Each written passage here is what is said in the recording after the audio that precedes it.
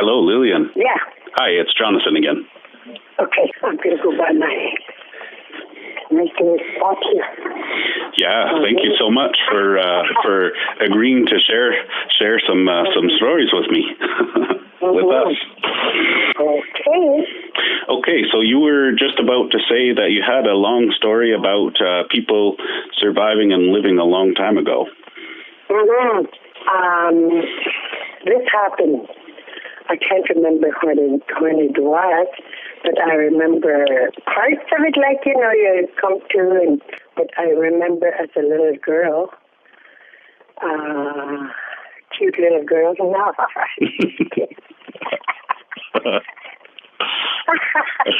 Yeah, I'm sure we were all pretty cute when we were little, and sometimes that persists on and on. Anyways, I like to put jokes in there sometimes, and that way people don't have to be so serious about things. Because in those days, we didn't have no skidoos, and it was in the springtime this was happening. No skidoos, no running water, whatever, out on the land. Just living out on the land for survival. For people to survive, you had to look after each other. If you're sick, you didn't have a doctor, nurse, or anybody around. So you had to be a doctor and a nurse. Like, somebody had to be a nurse and somebody had to be a doctor, and that's where I was born. Right. I was born out on the land, and my nurse was my grandmother. Wow. So these are the things that we had to go through at that time. It was measles and they had flu and they had measles, they had chicken pox, all these things. And it was they were bringing everybody to a clinic, or people had to go to a clinic to see the nurse or doctor, or if they had a doctor, they might have had a doctor then, because everybody seemed to all go to a clinic. Go to a clinic to see these, to be near a doctor or a nurse. So everybody went to a clinic with their doctors.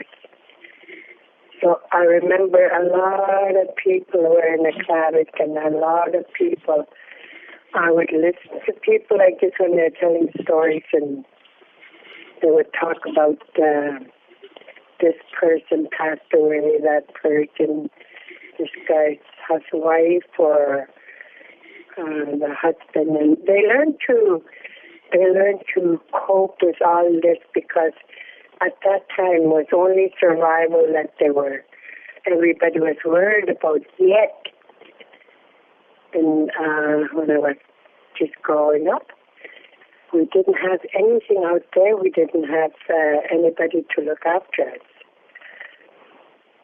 But they learned how to do a lot of things. Like I was out there for a month.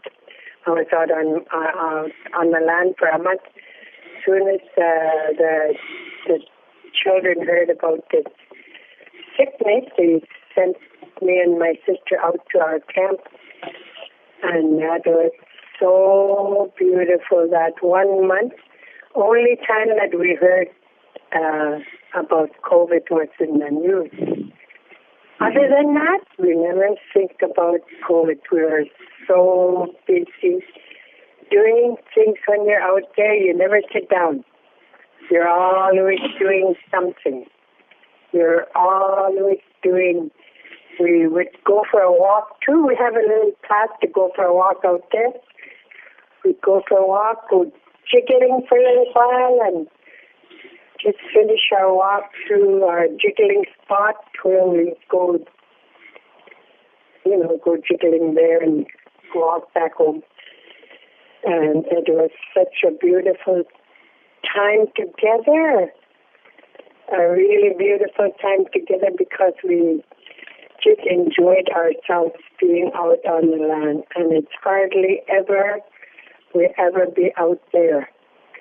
And it was so good. My children and all our relatives, well, they all put together. They'd come out and check on it.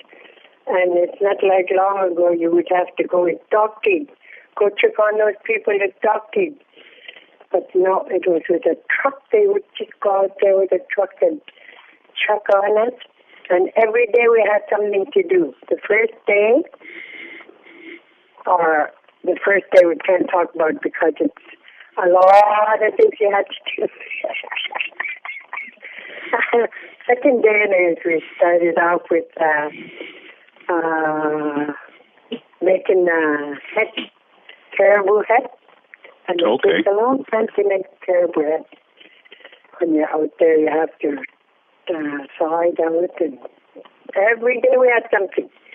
Caribou head, and then we made dry meat, filet dry meat. It wasn't much, but we made filet dry meat with the meat that the hunters and trappers gave us. We made a little bit of dry meat that one day we did a head, next day like that. Every day we had something to do, and it was a whole month. Right. The last day that we were out there, we made akuto. I don't know if you heard of akuto before, but it's our traditional food that we have for Christmas, Easter, and all, when we have our gatherings, we always make sure that we have akuto. Oh, what kind of meat is that? Yeah. What kind of meat is that? Caribou meat, you grind it up, but we didn't have a grinder, so my sister had to chop it up with a knife, make it really small, and you had to make strings out of that.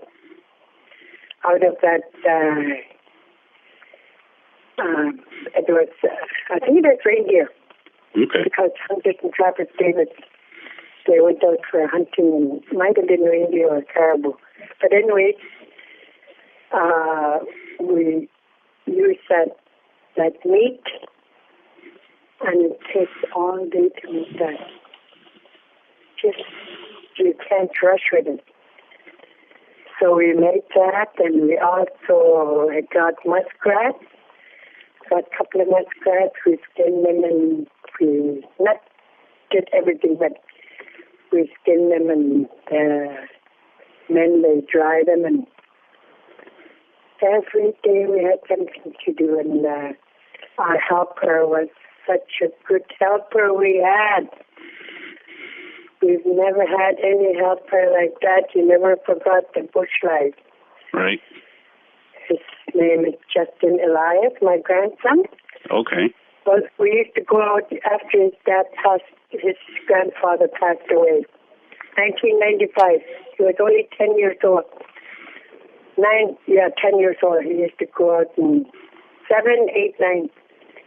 He was 7, 8, 9 until he was about 14. I guess we quit going out.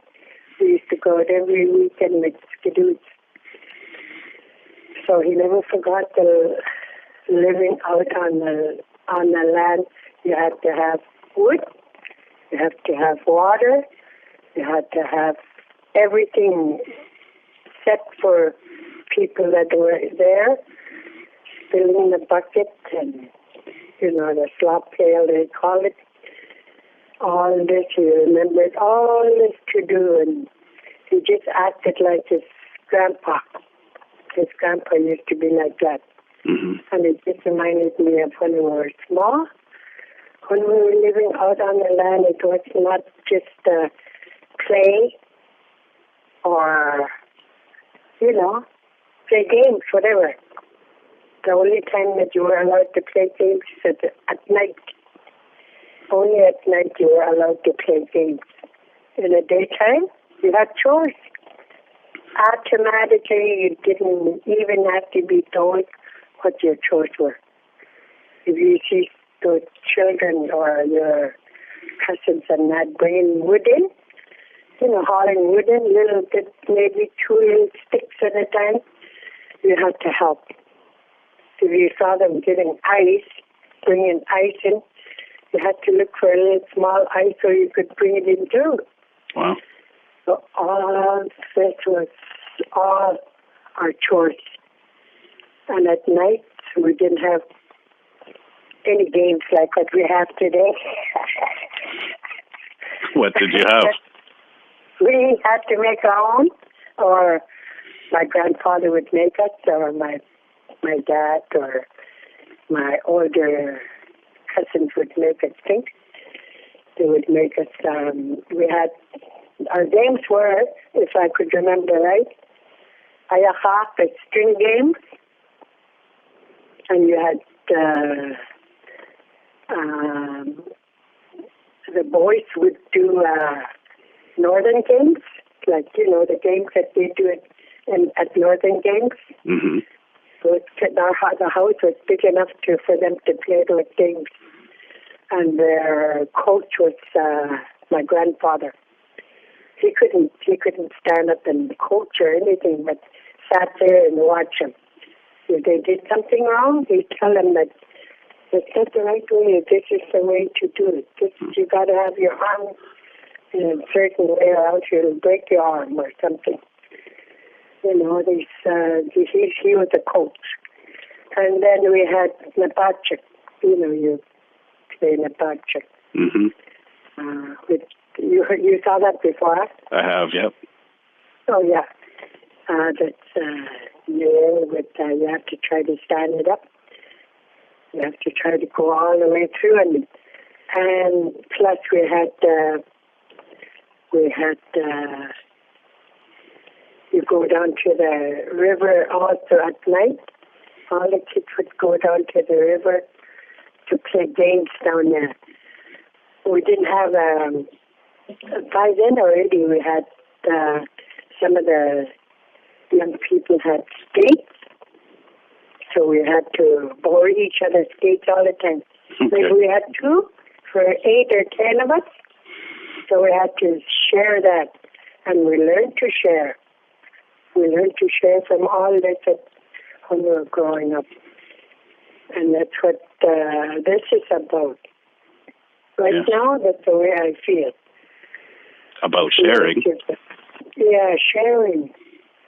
Sharing with people. What you have, like, if you had something to tell them or something that you knew of what happened, then you would share with them. Because the sharing might uplift them instead of just feeling so alone and lonely, or, when you're by yourself. Yes. It's pretty hard on people sometimes. So that's the way we had our games. We had a lot of other games too in the snow. I think we were one of the first ones to make that. Every time I see them sliding through, water slide, that big water slide in Edmonton or wherever, every time I see that, I always think we gave them that idea of making a big slide. There's a big, there's lots of snow. They would make a slide through that big snow. They make hole all the way from up, all the way down, all the way out to the other side. And they would do it with snow and water. Oh, wow. They make it slippery. Yeah. You have to wait till it's free, so you can't go in while it's still wet. That must go pretty fast with snow and water. Yes.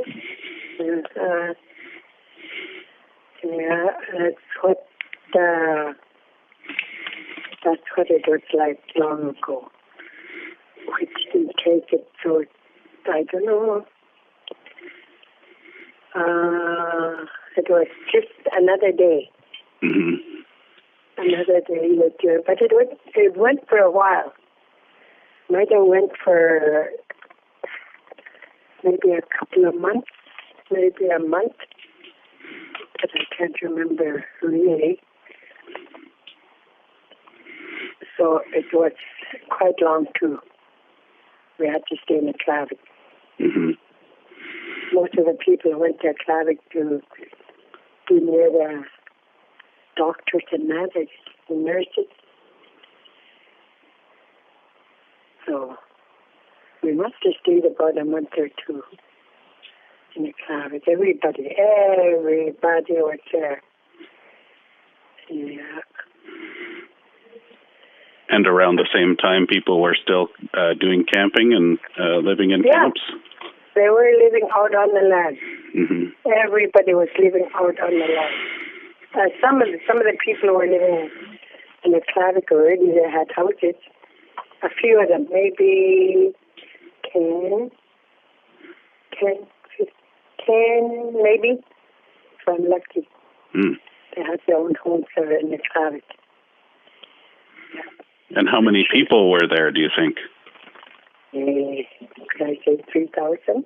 3,000 from all over? They were mixed, huh? Oh, yeah.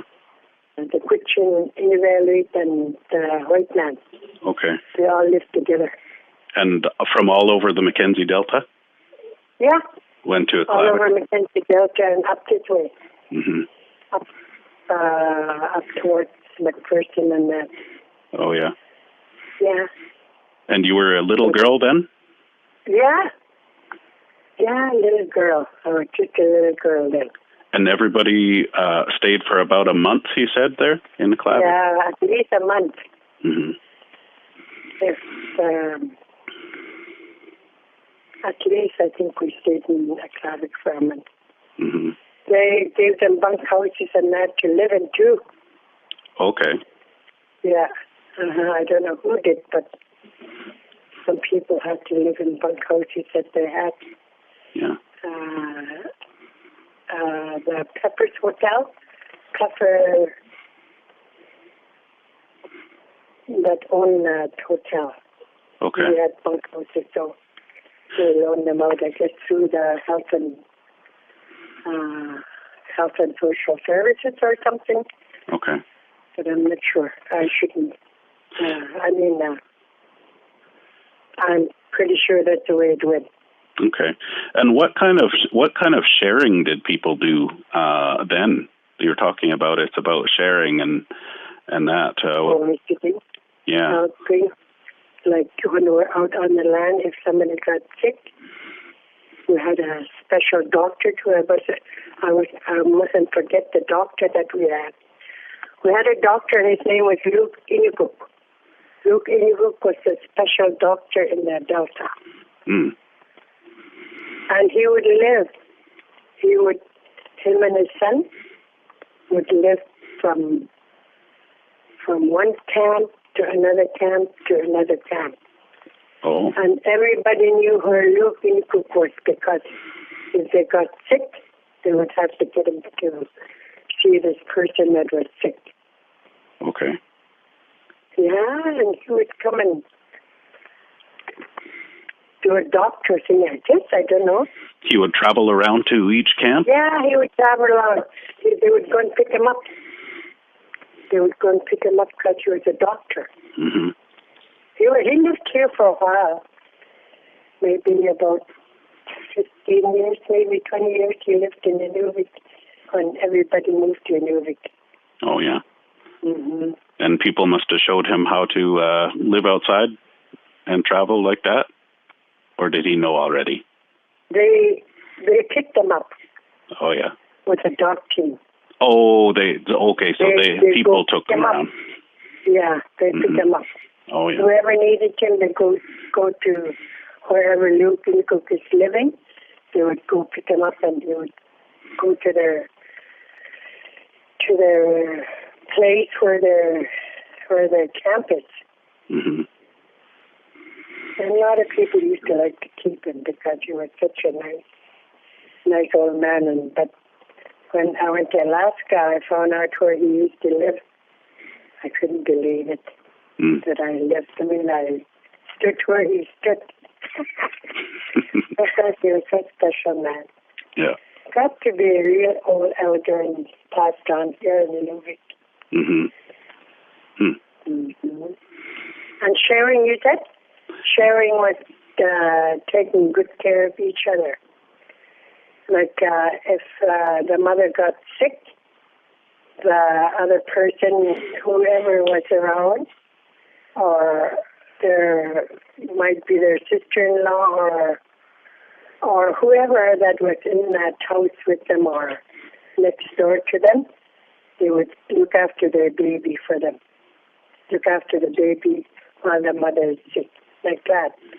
Okay. Sharing, they didn't say, no, I don't want to look after her, no, like that. I never heard anybody saying things like that when I was growing up. They make sure that they take good care of each other because of survival act. Mm-hmm. Everybody has to survive. That's all they worry about is survival. You know, if they could help in any way, if they could share whatever they had, they would share. Yeah. Except for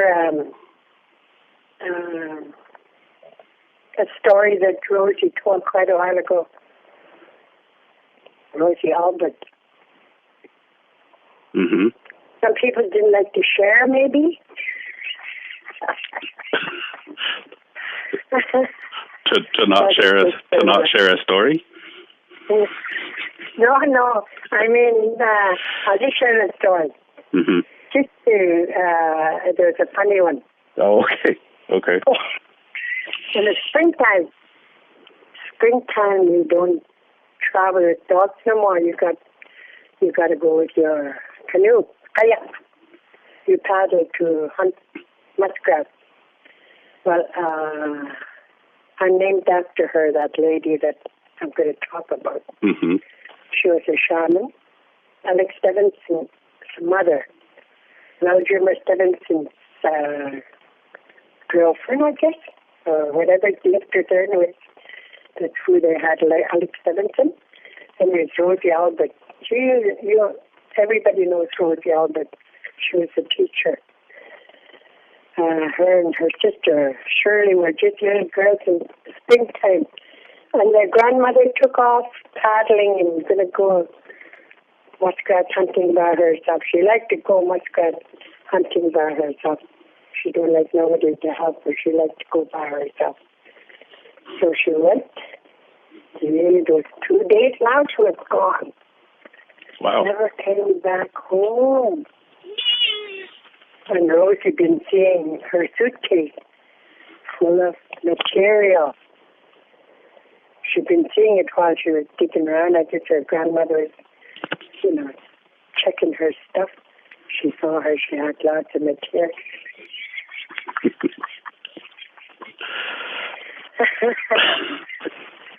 And her sister, their blanket wasn't very, very healthy anymore. It gets holes all over it. And if you get holes all over it, means that feathers start coming out. Mm-hmm. Because we all had feathered blankets, huh? We didn't have these fancy blankets that we have today. Anyways, that's Rosie. Her and her sister went across, and she used to live across from their place. They went across to her place and went to her tent, and she said, our grandmother passed away. Gone. She's not back yet. Must have tip or something. Never come back, must be gone. So they went over to her tent and they took all her material to their place. Oh, dear. Did she come back? Anyway, late that night, her grandmother come back. All her material was already at Rosie's house, like her parents. And her mother used to tell her the best lady that ever loved her grandmother so much took all her material for her blanket. Oh, when they tell you stories developed, and it's more sillier the way I'm trying to tell you.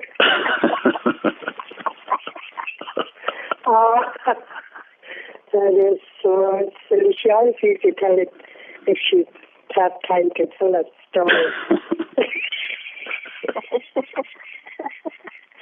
And her mother called her that. The best girl that ever loved her grandmother so much, her own daughter, Rosie Albert. Mm-hmm. How much she loved her grandmother, she really thought she was gone. But she wasn't gone. Oh, my goodness. And you said you're named after that woman? I am. Her grandmother? Her name was Maria Gluck. Uh-huh. I'm named after her because she adopted my father. Okay. My father. What they used to do long ago was they did anything and everything in order to help one another. My grandparents from my father's side couldn't have any boys. Their boys kept dying. I think they had 3 before my dad. 3 boys. They had 8 girls already, but they couldn't have boys. The boys kept passing. Something happened. So this was just about the youngest. He's next to the youngest girl, my father. So they had to give him to Vanilla Blue because she was a shaman. Mm. They thought, let's try this, see if it's going to work, see if he's going to live. So they gave him to him. He was just must have been, I don't know, 2 or 3 years old, maybe 2, maybe. Mm. Before anything happened to him, they gave him to him. They gave him to her for her to raise him. So he adopted her. Mm-hmm. Adopted him. And she passed on in February, and I was born in March. Oh. March 9th I was born. She died February, so they named me after her. So, and he lived till he was 78. Okay. 78 years old, 78, 79. So it definitely worked. Mm-hmm. Pardon? It worked. Yeah. It worked. So they had a son. They had a son. George Harry? Yeah, George Harry. Mm-hmm. Well known. He was a book cook, garbage man, everything for DPW. Mm-hmm. Yeah, until he started driving around. He was a mail person. Mm-hmm. You know, they pick up mail and deliver mail. The best job he ever had. Oh, yeah. He just loved it so he could drive around in the middle. Mm-hmm. See all what's happening in the middle. You can't sneak around from him. I guess he got to see the whole town every day then. Yeah, he's all around town. He takes a long way around to go check the mail.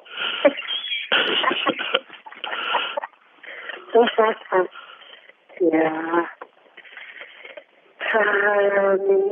Anything else you want to hear? Yeah, I do. Actually, what you just said about your dad going around town like a mailman, it reminds me of I worked for Fisheries and Oceans a few years back, and I did a survey with their scientists put in trackers into the fish to see where they go.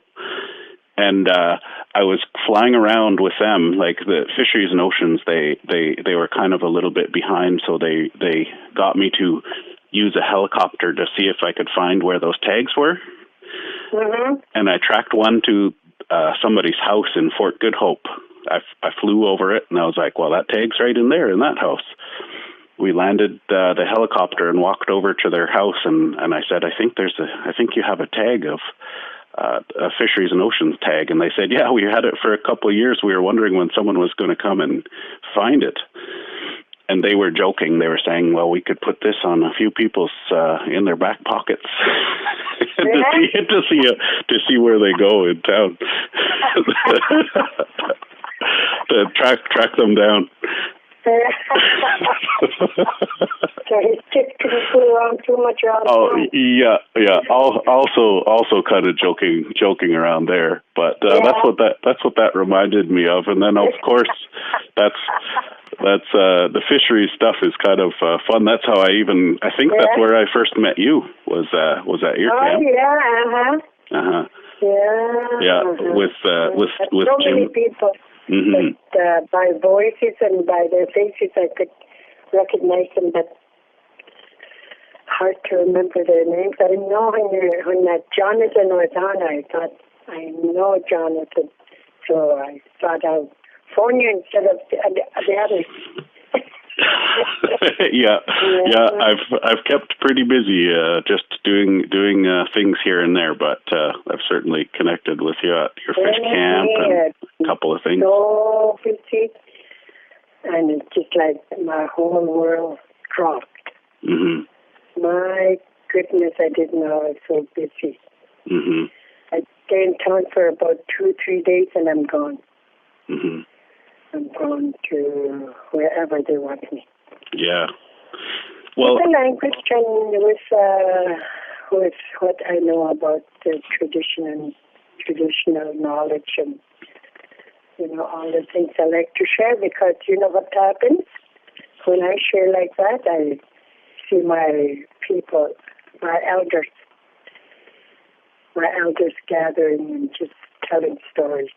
Oh, you share a bit about elders. They're so beautiful. Yeah. When I'm translating, that's what I do. I'm sitting here by my window. I look right at the end of the building, right in the corner, and I look out and I could see the river and I could see the big gates and I could see all over here. Mm-hmm.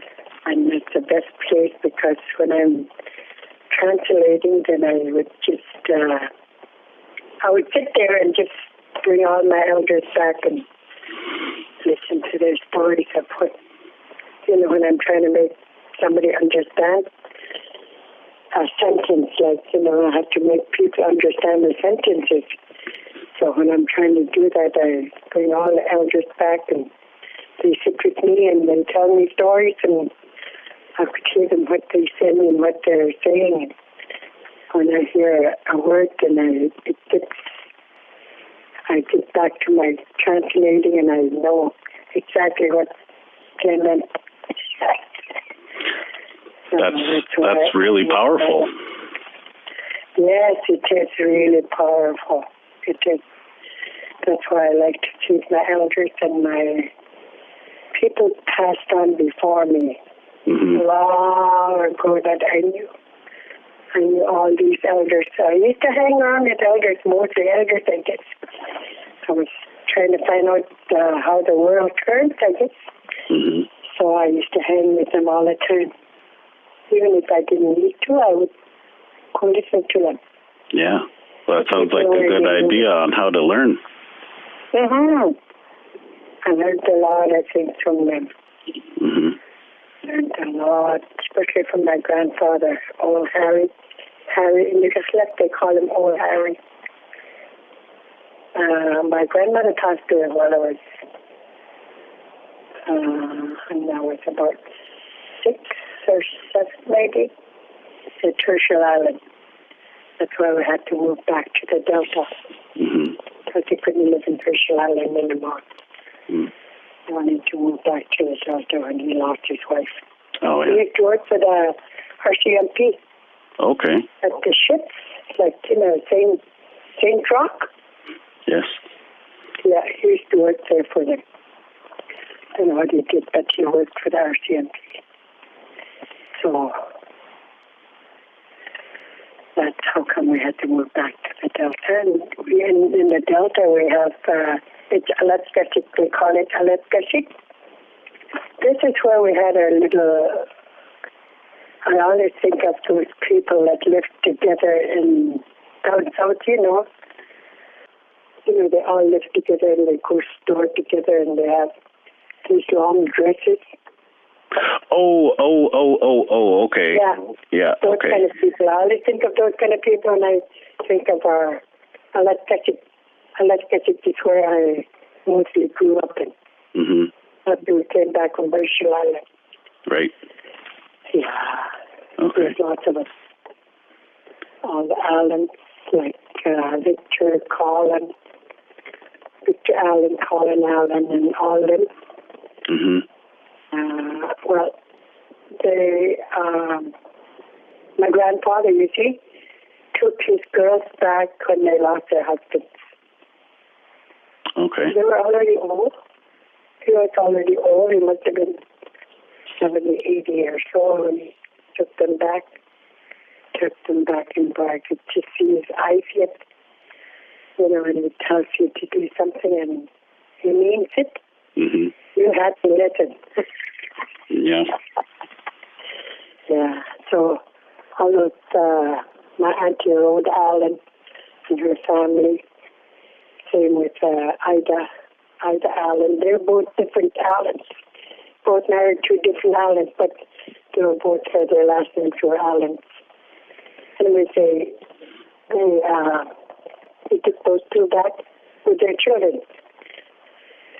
So we were just like family together. But he had his own house. In his house, the two he took his two daughters and his children. Their children. And my father had his own house right outside of his house. Mm-hmm. When it's just fun to be near him all the time. Yeah. And you learned to have a son, I guess. You learned lots from your grandfather then too. I did lots. And my auntie and my mother and my father, were my masterpieces. Mm-hmm. I'm glad of how they raised us up. Yeah.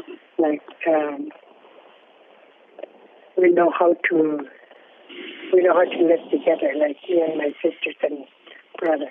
Mm-hmm. My only brother up there in Leonard Valley is my brother. Susan Cutler and Valerie Stevenson and Ipan lives in Whitehorse. Right. Harold. We learned how to bind together. Yeah. In times of need. Right now, it's not so bad. It would have been so. I don't know how sensitive it was for them being here with me.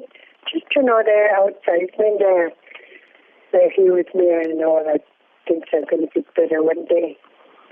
How long? Mm-hmm. Yes. Yeah. And you have any children? I have a 17-month-old son, so he's just over a year and a half, or just approaching a year and a half, and and my wife has a 20-year-old daughter, and so we have her. She's in New Brunswick. She's going to university right now. How nice. Mm-hmm. How beautiful. Yes, lots of fun. I wondered about you. Yeah. Uh-huh. So I'm wondering, you were talking about sharing and bringing back elders and connecting with them for when you're doing translating and when you're sharing about culture. What would you say would be a good step for anybody like younger, even like myself, or in their whatever age they might be, even the kids too, about how to be? Because it sounds as though you have a process where you connect and feel something very strong for people that have come before you and have taught you. What would you say to us? Because in this time, well, you have grandparents. Mm-hmm. Your grandparents are very important in your life. Mm-hmm. I mean, to me, that's the way it is. Mm-hmm. My grandparents were very strong people, and I I want to follow their footsteps. I want to follow the way they were, how they love to share and care for others. You know what? I'll just tell you a little bit about my grandfather, Harry Nicholson. At that time, when people from Alaska came to the Delta, to Canada, they drove a long way with boats or with dock teams. When they came over, they didn't have very much. They didn't have anything to live with. Like, just barely. They didn't have boats or anything. My grandfather bought a big scow. I don't know how big it is. Maybe it looked big for me when I was small, but even when I grew older, I was still using it. I used to pick up these people to their camps, bring them down to whaling camp. Oh. Whaling camp, you take about 4 days. 4 days to get down there with his big scow on his boat. He had a schooner. He would pick all these people up, and the scow, the big scow he had, and the boat, the schooner he had, was so packed with dogs and barrels and whatever they needed to go down to the whaling camp. It would be so full. And that's sharing.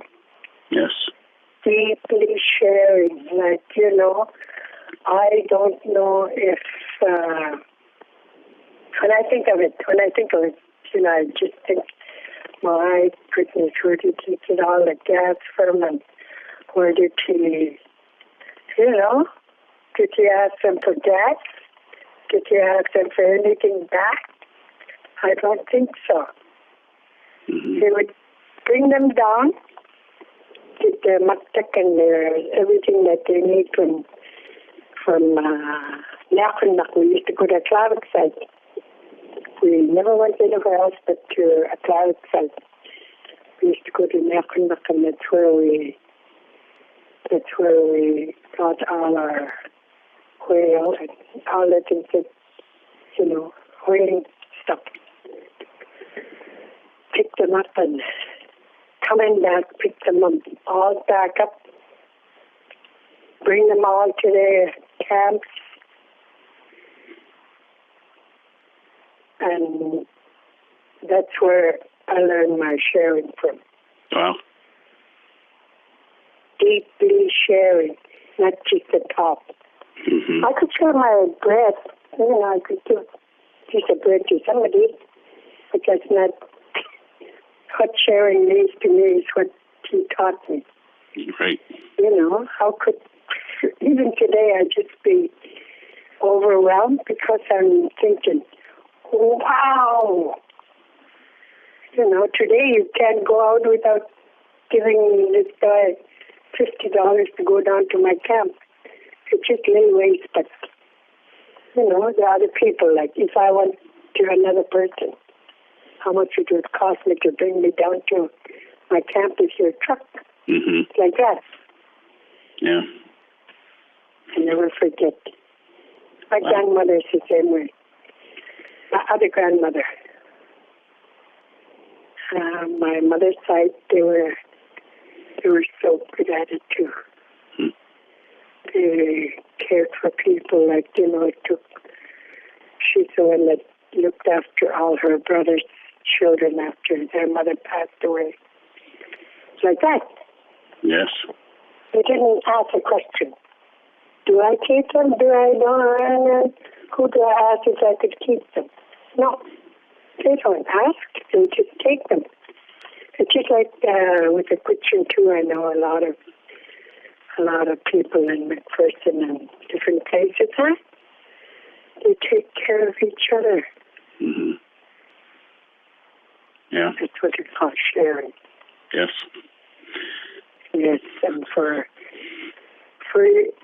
yourself, your age, and the younger people, like a lot of things are happening, huh? A lot of drugs and alcohol, all this is in between what we want our children, grandchildren to be. But this is not for me to say, hey, quit drinking. I can't say that. I can't go around telling them that. Because I was there, and I knew how hard it was to get out of there. Mm-hmm. You know, it's just, I think the most important thing is loving and caring for somebody that's down like that, down and out. Or being stern. The sternness has to be there too. Mm-hmm. You have to be stern in order for them to understand what you want. Yeah. Well, that sounds like you've had some really good, solid teachers and role models to learn from. I did. They were so... Today I'll never forget them. That's how come my language, culture, and tradition is so important to me, for them to live on. If I don't do it, then they don't live on with my life. You know, my life is keeping them alive. Mm-hmm. Keeping my elders and tradition and people that lived before me, how they survived with nothing. I got everything now. I got running water, bed to sleep on, things like that. Yeah. But then they didn't have anything, and yet love to share. And if they shared the little pieces of, the kind of food that they like to eat, if they shared that, then that meant so much to everybody. When we would have our big, when we go down to Whaling Camp, I wonder if I'm all the way off everything. You're going to duplicate that? Are you? I'm telling you my whole story. I should have made a book. I think very, very well could happen, yes. When I think of things like that, I want to tell everybody. Yeah. Everybody and anybody, just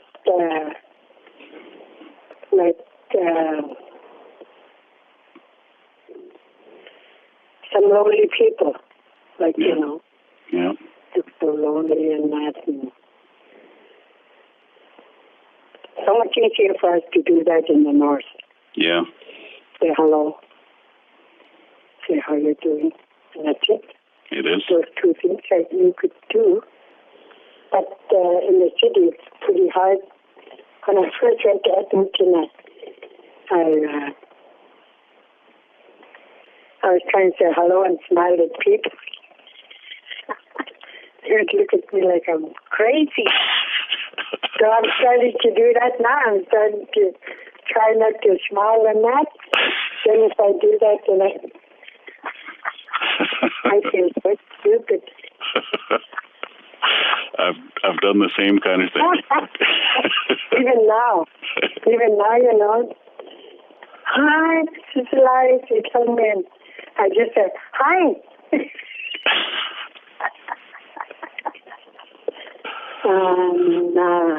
Yeah. So hard, but it's okay. We just have to live with it, and let's day by day, they say. Yeah, that's what they say. Well, if it's okay with you, I would certainly like to be able to share this as far as I can on through our. So we have this page that's called Caremongering Inuvik, and through that we've approached the Gwich'in Tribal Council, the town of Inuvik, and the Inuvialuit Communication Society. And they're sponsoring performances of either story sharing, storytelling, like you just shared with me now, as well as keep all that for me, as well as musical performances. Yes. So what I'd like to do is all that, because my sisters always want me to do what you call, when you tell stories about yourself. Mm-hmm. Where you get all this, where do you pick all this stuff up from? How could you be so smart? How do you do this? How come you take all the smartness from us? It's like Rosie Albert. And you Wellington is really silly. Well, you don't say anything for anybody but yourself. But these things, these things are what the young people could pick from. Like, where did you get your wellness from? Mm-hmm. Power, all those are in there. Yeah. When I told you that story. It is. And it's the same with this, I just about crazy. Well, there's certainly humor and laughter. I heard a fair bit of that. But it's beautiful though. Mm-hmm. I like to talk about my elders. Yes. My elders, even though I'm the elder now. Yes. I think I'm one of the elders now. I mean, when I was what's her name? Nellie Corney was going to send me to Alaska. I said, Lillian, we need an elder. I said, I'm not elder. I'm only 60 years old.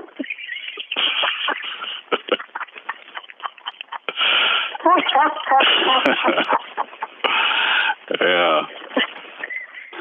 I've been told that elder may not be connected with age. It might be the amount of information that you know. Yes. Mm-hmm. That's what I think too.